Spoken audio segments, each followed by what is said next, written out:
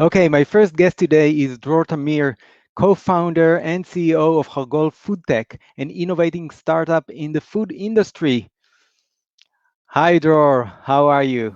Hi, how are you? I'm fine, thank you. Well, let's start with the name. What is the name Hargol? It's even for me difficult to pronounce. Well, Hargol comes from the Bible, from Leviticus. In Leviticus, it says that grasshoppers are kosher, and they mention several names. They mention Chagav, they mention Hargol, and they mention Arbe. On the translation to English, Chagav becomes grasshopper, Arbe becomes locust, and Hargol is kept as Hargol. So we kept the word, and actually, Hargol.com was available, so we took that name. It wasn't taken by anyone else before you. Exactly. How did you get to the business of growing Locust? Well, I was born in a kibbutz, and my grandparents used to tell me stories from the 1950s. At that period of time, Israel suffered from locust swarms flying into Israel.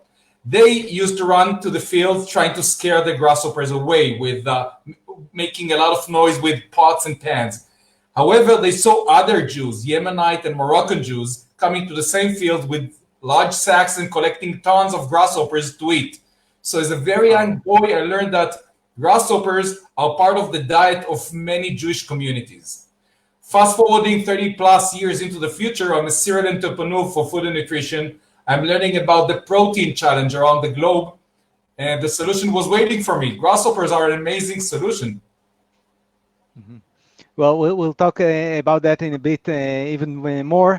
And you mentioned that locust is specifically referred to in the Torah, but I understand that it also appears in the New Testament. Can you elaborate on that a little bit? Absolutely. This is part of what is so amazing about this animal. They are mentioned in the Torah on Leviticus, and they're also mentioned in the New Testament. That was the food of John the Baptist. His food was locust with honey. And Mhm. it looks like we have plenty of them around in Israel, and now we have the ability to grow them year round efficiently and provide it to everyone around the world. So now I understand that it's not just an Israeli entrepreneurship, but it's very specific to the Galilee, right?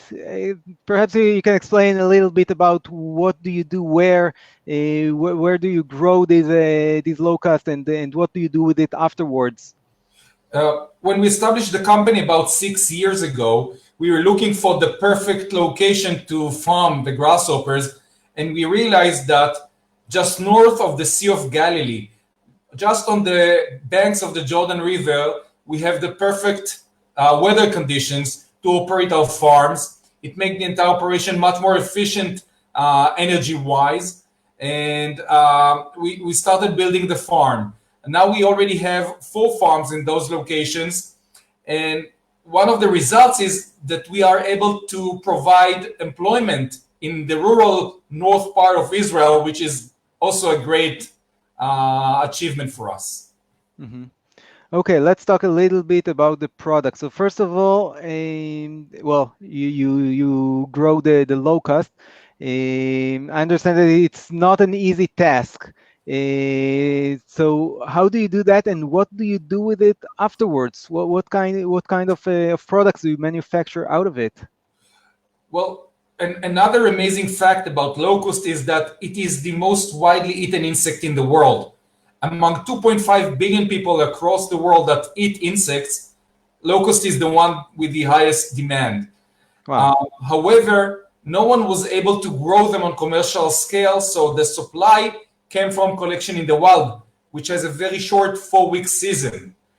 Uh-huh. We managed to build the right team with the right expertise, including our CTO that for over 30 years has been growing insects. And we managed to find the right parameters to grow them year round efficiently, accelerate their incubation from 40 weeks in the wild to 2 weeks in the incubators. And we are now scaling up because we have that technology. So, what you're saying is amazing because you're basically saying that mankind was able to home grow livestock and cereal and fruit and vegetable and almost anything that anyone eats and consumes. But Locust, which is consumed by so many people, you're stating that about a third of the population of the earth, no one was able to home grow it, to grow it in an industrial way. Exactly. There's a lot of examples around the world of companies trying to domesticate locust, spending millions and tens of millions of dollars, but failing. It's not as easy as it looks. You need a combination of great It team. doesn't look easy to me. I don't know. Okay. Well, it's not. Well, again, I'm an accountant. I know nothing about insects, but Okay. it's not as easy as it looks because Mhm. it's not only about putting them in a cage, providing them some grass to eat, and that's it. You have to provide them the perfect conditions in terms of temperature, humidity, feed, structure of cage that provides them some of their biological needs, and also the right photoperioda, light that they require, and even the optimal density that will make them happy. Okay. And it's I'm trying to simplify what I'm saying, but this is a very complicated process, and we were lucky enough to be able to accomplish it. Mhm. Okay, now let's talk a little bit about the product I was asking you beforehand. Basically, what happens with the locust after it's grown in large numbers? What are you manufacturing out of it? Let's start with the harvesting. What we are doing is something that is also very important to understand. We are following the recommendation of the European Union of minimal harm done to animals. Okay. Locust is a cold blood creature. We drop the temperature in our facility, they fall asleep, and then we collect them and freeze them. So there is no stress in the process for the animal. This also results in a much higher quality product. That Okay. is the first part. The second part, we ship the grasshoppers, the locust, into a processing plant where we dry them, and later we mill them into a powder. We use 100% of the animal, nothing goes to waste, and that powder is used as an ingredient in a wide range of food products. Mhm. Yeah, well, I understand, and you already mentioned before that one of the products is an energy bar. Now, it doesn't show, but I'm actually trying to work out and increase my muscle power. But so in these areas and in the gym and everywhere, you have all these powders, all these protein powders of all kinds. Usually, they taste awful with all these ingredients. What about the protein in your product? How does it match to the whey or other sources of protein? This is a very good question. When you look at whey and you look at the 70% protein whey powder, you are actually looking at a very highly processed product. This Hmm. is the waste of cheese manufacturing that went through a lot of processing just to extract the protein. If you look at the locust on its own, it contains 70 plus percent protein as it is. So there is no processing required to make it into a product. That is one thing. Second thing, locusts have almost neutral taste and flavor. So you can add it to any food product and you won't be able to tell that there are locusts inside that product. Uh-huh. Last part, there's a lot of health benefits that are related. Independent research done in the world showed that they have a lot of advantages improving our health. So there's a lot of advantages in the product. And what we are doing with it right now, we are offering a combination of the opportunity to follow John the Baptist nutrition, eat like John the Baptist, a wide range of food products based on locust, honey, and other biblical ingredients. And on the Okay. other hand, improve your diet. Hmm. Well, so the good thing is perhaps people will eat less tuna fish in order to gain muscle power in the gym. Absolutely. And I can tell you a secret. We Uh-huh. are working with the largest food producer in Israel. We signed the agreement last week. Hmm. And we are producing a sports protein powder based on the locust protein. Wow. Okay, one more thing I wanted to understand is about the impact on the environment and the safety of growing such a large number of creatures in the same place. Um, how does that taken care of in your product or in Hargol industry actually? When we look at the animal-based protein industry, this is one of the most harming environmentally industries. Hmm. For example, the beef industry alone contributes 25% of greenhouse gas emissions around the globe. That is unbelievable. And when we look at the locust, it is much more efficient to produce than any other animal. It Hmm. reduces greenhouse gas emissions by 98.8%. Wow, It that's a lot. requires 1,000 times less water to produce 1 kilogram of protein. It requires 1,500 times less arable land. And we use 100% of the animal as food, when other animals you can use up to 50%. Hmm. And so it must have an impact on the price as well.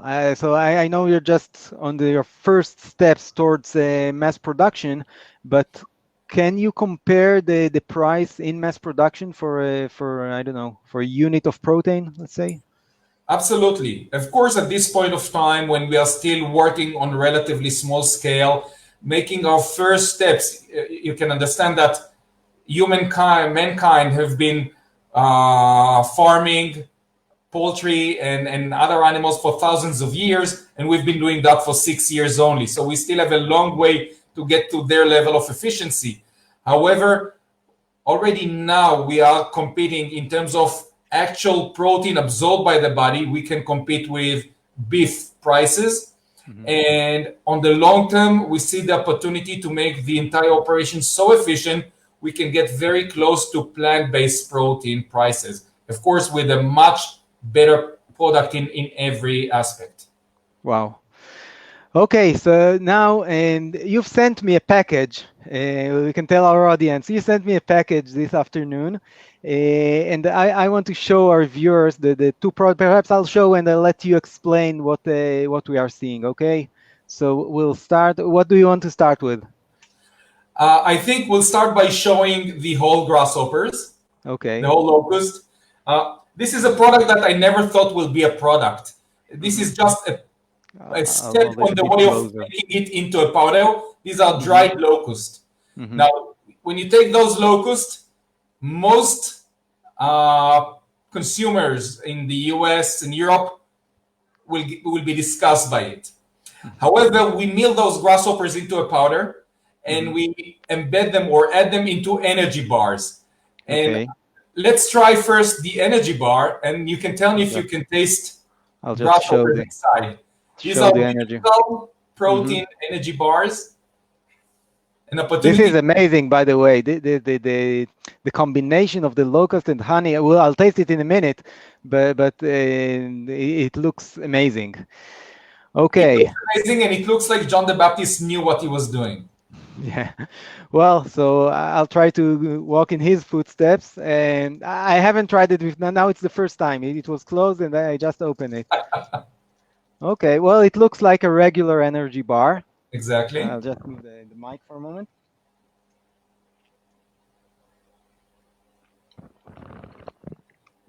Just like any other bar. Tastes like honey. Exactly. And you know you're eating a kosher food because grass Mhm. locust is the only kosher insect. Now, if you can taste the locust in the energy bar, I think Mm. it makes it a little bit easier for you to try a whole locust now. I think I've gone far enough for today. Perhaps following the footsteps of John the Baptist will take me a while, but it's very good. It really tastes just like any other energy bar, and has a very strong flavor of honey. You don't feel anything else, and I think we'll probably have oatmeal or something else in it. Very good and very delicious. Thank you. Okay, so now tell us what about the availability in the market? When will we be able to buy it in the store? Actually, from 3 hours ago, our website is up and running. The shop is open. So you can just go into biblicalprotein.com and order your first pack of Locust and Honey energy bars. Wow, amazing. Well, first of all, it's great innovation, and it's a very interesting Galilee story.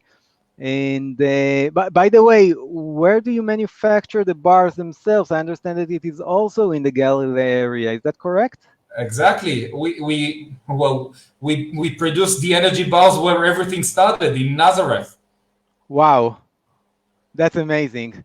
So the energy bar made out of locust and honey, just like John the Baptist ate, is actually manufactured in the city of Nazareth. Exactly. Amazing. One last question with regards to Israeli innovation. I've been talking in my show a lot about Israeli innovation, and I imagine you mentioned you're in the food tech industry for a long time. Do you see any difference in the Israeli innovation with regards to or in comparison to innovation in other places in the world? Absolutely. I think there is something very unique in Israeli innovation coming from two main reasons. One is that the Jewish people in Israel came from all over the world. And with that background, we have very deep understanding of other cultures and other nations, so we can develop innovation that fits not only us, but other populations around the world. And this also connects to what we believe in, which is tikkun olam, making the world a better place. So for us, that's part of our religion and lifestyle. It's not only about thinking. It's not only about thinking about ourselves. It's about thinking about others and making their life and their livelihood a better thing. Okay. Well, Dror Tamir, co-founder and CEO of Hargol Foodtech, thank you so much for joining us, and of course, good luck. Thank you.